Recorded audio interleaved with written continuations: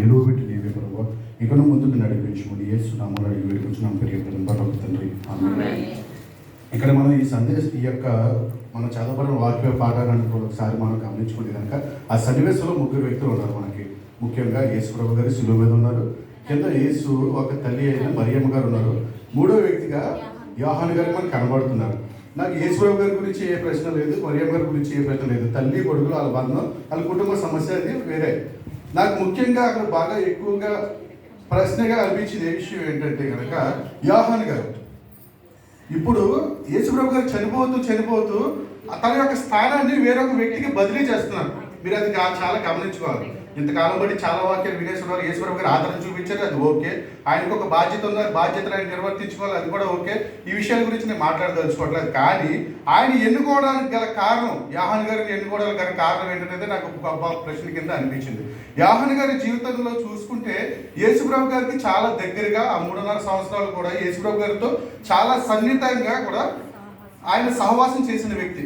అయితే యోహాను గారిని ఎందుకు ఎన్నుకోవాలి? యేసుప్రభు గారి జీవితంలో ఆయన సహోదరులు ఉన్నారు కదా, ఆయన తోడబుట్టిన వాళ్ళు ఇంకా చాలా మంది ఉన్నారు కదా, వాళ్ళని ఎందుకు ఎన్నుకోవాలి యేసుప్రభు గారు? అసలు ఆదరణ ఎందుకు కావాలి మనిషికి?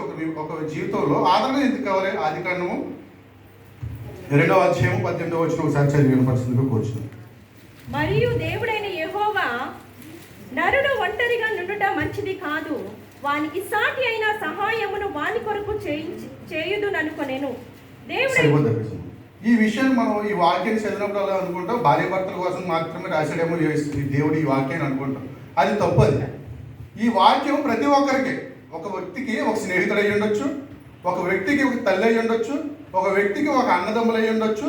ఈ లోకంలో ఏదో ఒక సహాయము ఆ నరుడికి పక్కన ఉండాలి. విశ్వాస జీవితంలో అతను ముందుకు పోవాలంటే ఒక సహాయం ఉండాలన్నమాట. అది దేవుడు కోరుకున్నాడు.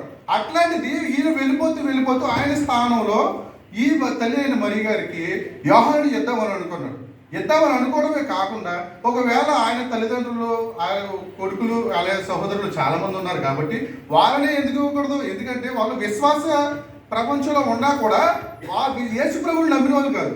ఒకసారి మీరు అది చూడాలనుకుంటే కనుక మత్తయి సువార్త 12వ అధ్యాయము 50వ వచనం ఒకసారి చదవండి.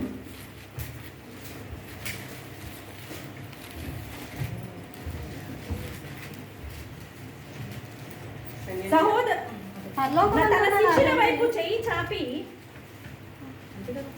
మత్తయి సువార్త 12వ అధ్యాయం 50వ వచనం. తన శిష్యుల వైపు చెయ్యి చాపి, ఇదిగో నా తల్లియు నా సహోదరులను, పరలోకమందున్న నా తండ్రి చిత్తము చొప్పున చేయువాడే నా సహోదరుడును, నా సహోదరియు నా తల్లియు నన్ను.